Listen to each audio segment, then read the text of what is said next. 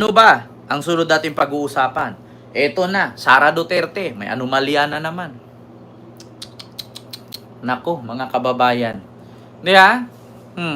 Sara Duterte, may anomalya na naman. 65 million. Nako po.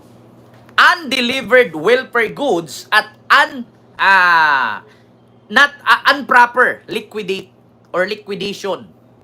Nako, ito na naman si Sara Kagawad, fake news na naman daw. Putang ina mo. Nagkagawad. Dapat nga sa'yo, bagay sa'yo yung kagawad na yan eh. O, ito, fake news daw. Office of the Vice President Sara Duterte, 65 million halaga ng welfare good and improper liquidation. Ito, sampal ko sa pagmumukha mo, Sara Kagawad. Ito, sunod, mga kababayan. Diyos ko, alam niyo ito si Sara, parang higad to eh. Alam niyo yung higad? Yung higad is para siyang parte ng isang insekto na kahit saang anggulo mo dikitan makate. Yeah? Kahit saang anggulo may sabit, di ba? Ito, mga kababayan. So, ito na, mga kababayan. Ito po'y galing sa Brigada Balita. Brigada Balita po ito ha. Puro kupit na lang si Saya. Di ba? Lahat na lang talagang dikitan ni Sara Makate. Lahat na lang na madidikitan niya may problema. Nangangati, nakukuryente. Parang alam mo siya, para siyang alam niyo yung para siyang jellyfish. Kada masabitan niya may damage. Hindi ka man mamamatay pero na-damage ka nga. Di ba? So ito na, mga kababayan. Basahin ninyo ha. Ayan. Baka sabihin na naman ito fake news. Buti na nga ako dito. Kapag nag-vlog, may pinapakitang source, may pinapakitang artikulo. Yung kapwa vlogger ko nga dyan, puro kwento, tapos yung mga title, puro clickbait. Eto na! Patay na! Eto na! Sabit na! Ganon-ganon para panuorin. Minsan nahihiya nga ako, ang taas-taas ng subscribers, pero puro clickbait ang title. Iwasan nyo yung mga ganyan ha. Ito mga kababayan, halos 65 million pesos na halaga ng welfare goods at kalusugan food truck ng Office of the Vice President hindi umano na liquidate. Nako, saan napunta ito? Kung hindi ito natututal at hindi ito nakalkula or na liquidate. Kinumpirma ng Commission on Audit na hindi nakapag-liquidate ng maayos ang Office of the Vice President para sa ginastos nitong halos 65 million pesos sa distribution ng welfare goods. Nako po, sa budget briefing ng office sa Kamara or OBP sa Kamara, nabahala si Batangas Representative Girly Luistro or Jinky Luistro sa expenditure sa mga proyektong layong tugunan ang malnutrisyon, kalamidad at gutom noong nakaraang taon. Sir John Hubert Vincent Sayas, maraming salamat sa yung super sticker. Thank you so much.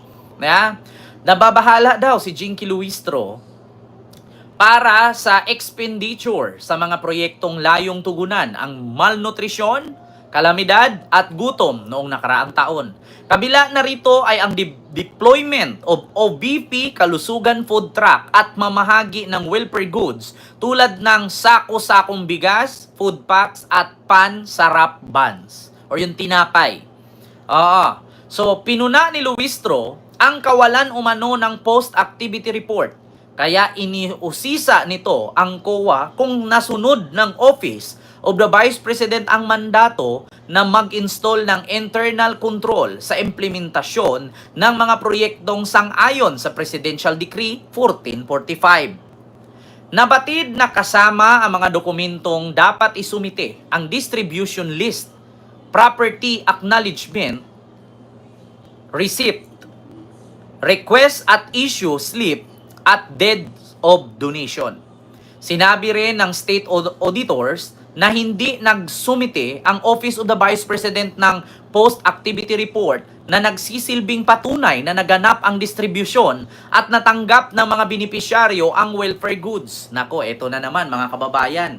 Hindi daw nagpasa ang opisina ni Sara Duterte ng listahan at report kung nai-distribute ba daw itong mga ayuda, itong mga bigas, mga relief goods, at mga tinapay sa mga benepisyaryo o yung mga mga tumatanggap Wala daw.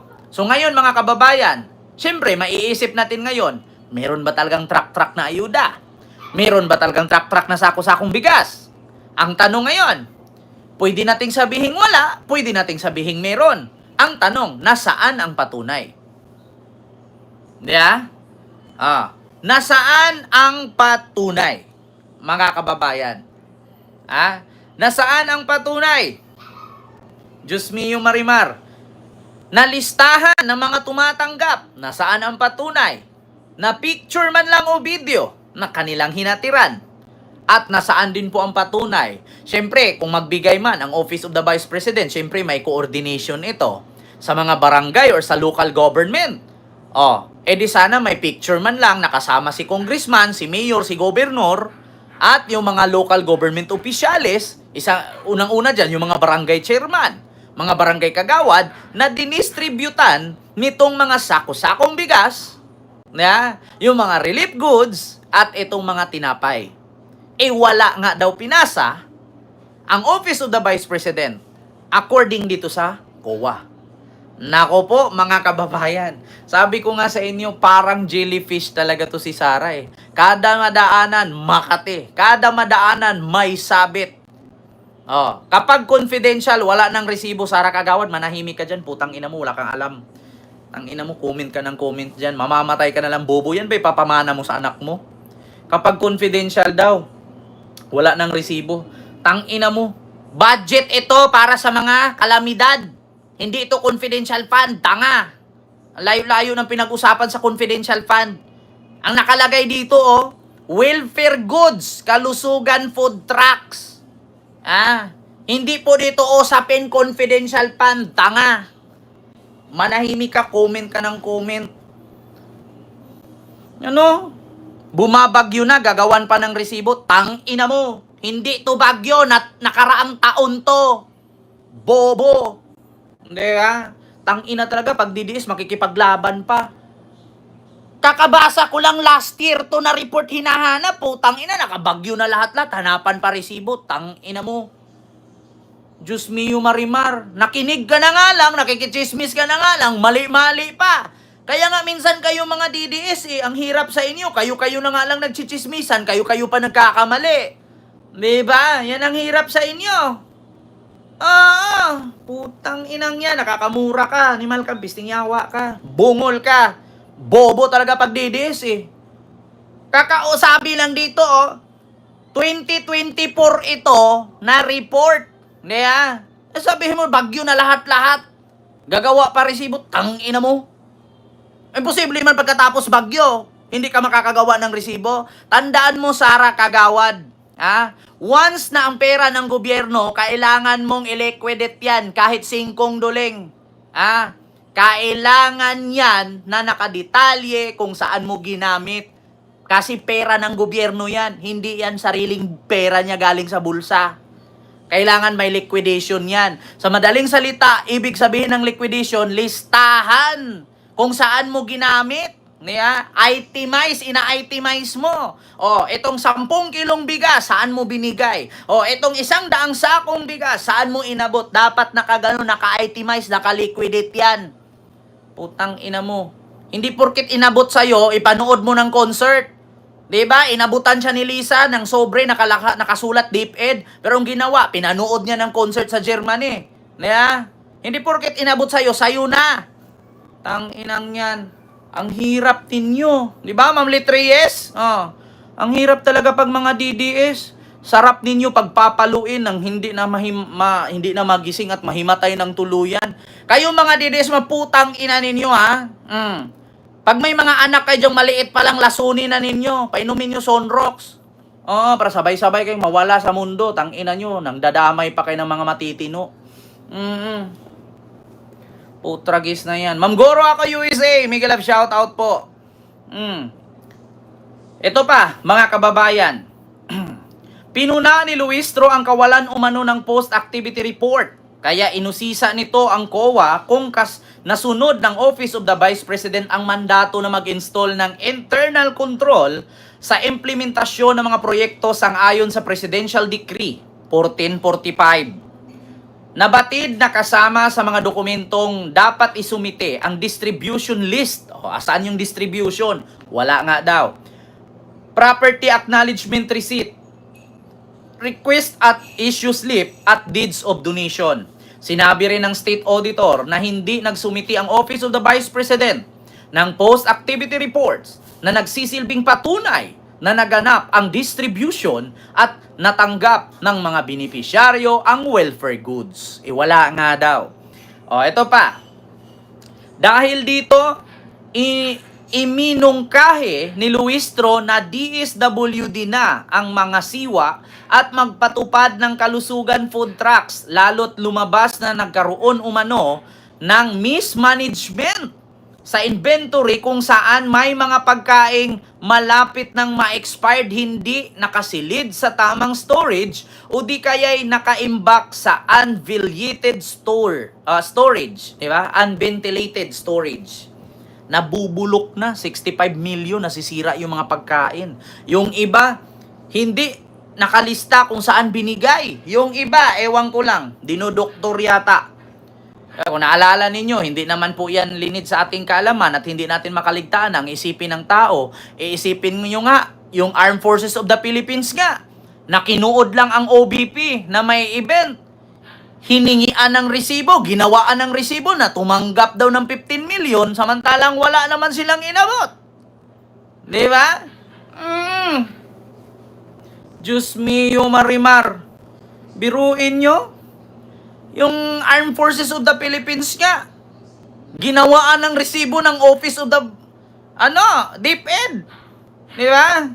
Ginawaan ng resibo na nagbigay daw ng 15 million ang DepEd. Ending, sabi nung Armed Forces, wala daw silang natanggap. 15 million, youth summit ko, no. Tapos, ang sabi naman ng Armed Forces, sa local government po yung, budget na yon. Hindi Diyos mio marimar, mga kababayan, mahirap masugpo ang kulto. Talaga, mahirap. Alam niyo, sa totoo lang itong mga DDS, hindi nila to kayang ipagtanggol si Sara pagdating dito sa mga ganito. Hindi nila to kayang ipagtanggol. Bakit? Hindi nila alam. Kasi mismong si Sara hindi nagsasalita. Hindi putang ina. Tapos yan yung gusto nyo maging presidente 2028, putang ina ninyo.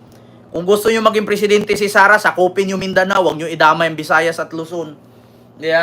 At take note, ang Mindanao, hindi lahat gusto si Sara. Sabi ni Sara Kagawad, galing din sa fake news ang page na yan. Putang ina nyo.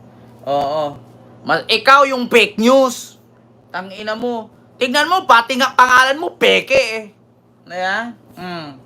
Alam mo, sa totoo lang, Sara Kagawad, kung ako sa'yo, kung may pamilya ka ngayon, pagpapaluin mong bakal yung ulo.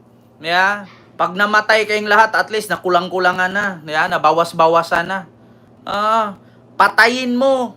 Kasi ang papangit ng lahi ninyo. Tapos higit sa lahat, ang bububo ninyo. Dapat sa inyo, hindi kayo hinahayaang makalabas. Ay! Alam mo, Nims, manahimik ka. Yung profile mo, profile pa ng bold yan. Tang-inang yan. Mahilig. Alam yung mga DDS, mahilig manood ng bold. Ayan. Ultimo profile niya, nice gram. Putang ina. Fake news? Di sana, kinasuhan nyo ako kung fake news ito. Ba't walang kaso? Kasi hindi fake news. Sunod, mga kababayan, ito yung totoong fake news.